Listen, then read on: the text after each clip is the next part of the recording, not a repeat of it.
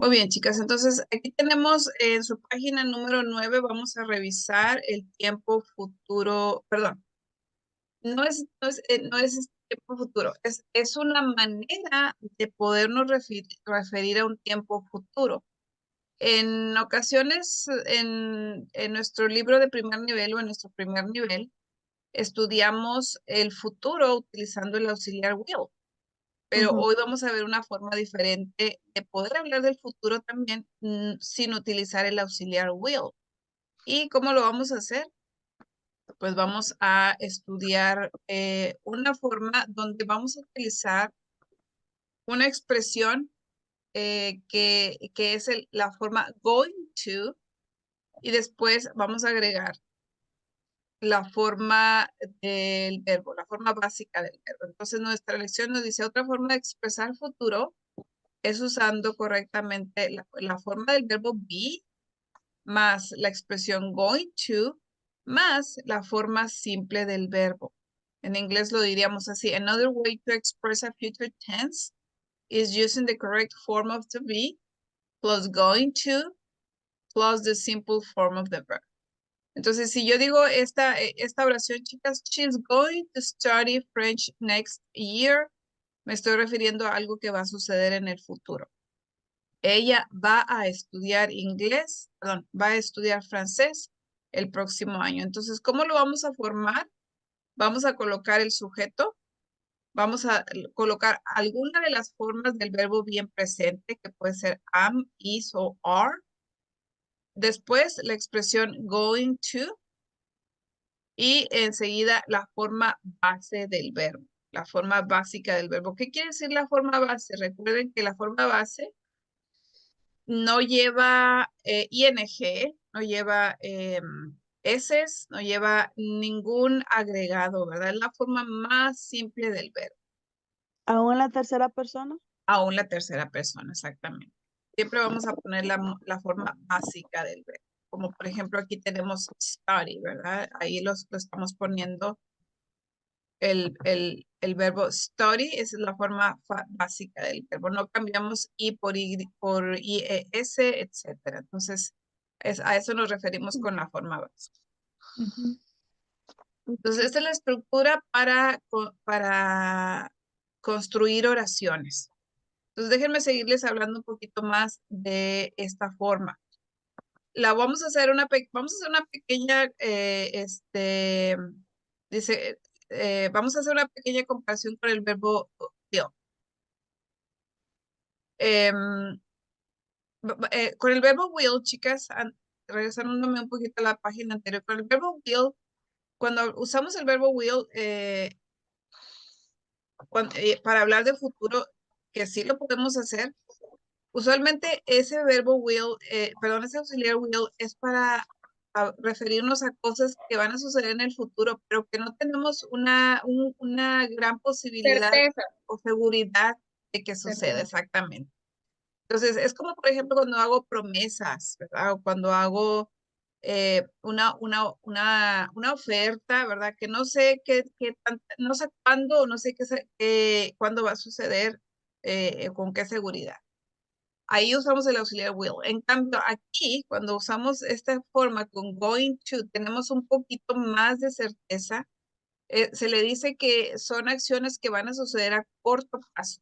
Con el will, usualmente los usamos con acciones que van a suceder a largo plazo y con este going to son acciones que van a suceder a corto plazo. Vamos a decir mañana, quizá la próxima semana o a lo mejor hasta un plazo un poquito más largo, pero es algo que está planeado, ¿verdad? Que Ujú.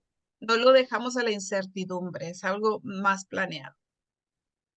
Entonces, nuestro libro también nos menciona que en caso de que el verbo principal sea el verbo go, y lo vamos a poner en nuestra estructura gramatical, ahí en ese caso no lo vamos a omitir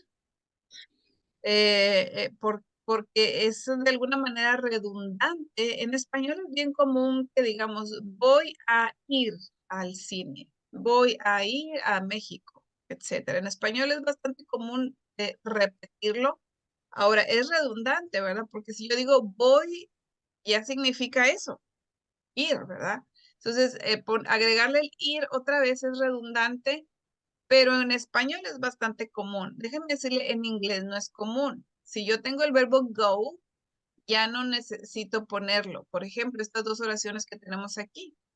We are going to the movies tonight. Eso es lo correcto. No voy a decir we are going to go, ¿verdad? Porque se oye redundante. We are going to go to the movies. Es redundante y no es necesario. Entonces, ese es el caso donde si se presenta el verbo go, no hagamos ese tipo de construcción. ¿Qué más tenemos que saber respecto a esta expresión? En español se oye de esta manera, chicas. Yo voy a, tú vas a, él va a, ella va a. Es decir, no la vamos a traducir literalmente. I am going to, yo estoy yendo a, no, ¿verdad? En español decimos yo voy a, tú vas a, él va a, ella va a. Nosotros vamos a, ustedes van a, ellos van a. Y enseguida de esa a decimos un verbo usualmente. Yo voy a comer, tú vas a estudiar, él va a trabajar, etc. Igual en inglés, pero en inglés es esta expresión. Recuerden, es verbo to be, que se conjuga dependiendo del pronombre, puede ser am, is o are. Después la expresión going to. Y finalmente, enseguida vamos a colocar un verbo en su forma básica o su forma así. También quiero comentarles que en el día a día, esta expresión la vamos a oír como gonna. Es esta famosa gonna que por ahí vemos a veces en películas, en, no sé, incluso a veces hasta en mensajitos de texto, en canciones, etcétera, o las personas lo decimos. Las personas como cuando hablamos, usamos esta forma. Es informal, chicas. Muchas personas la usamos, pero en realidad es una expresión informal. Es decir, en ningún libro de gramática te va a decir dilo de esta manera o contráelo de esta manera. No, ¿verdad? Esto es informal, ¿verdad?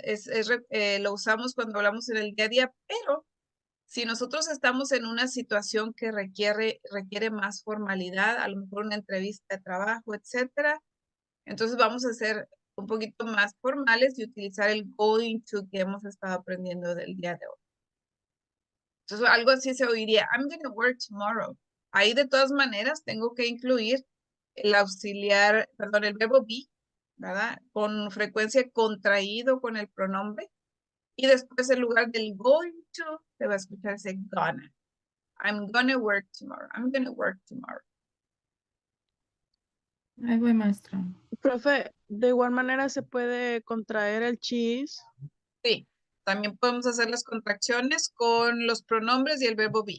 Totalmente, sí. Salud. En este caso, recuerden, siempre que tengamos verbo be en una oración, la regla es la misma, tanto para hacer negaciones como para hacer preguntas. Entonces ya podemos predecir cómo se forma una oración negativa en este caso, ¿verdad? Simplemente vamos a ubicar el verbo to be, está como am, is, are, y enseguida vamos a colocar el not. Por ejemplo, la primera oración nos quedaría, he is not going to drive slowly during the trip.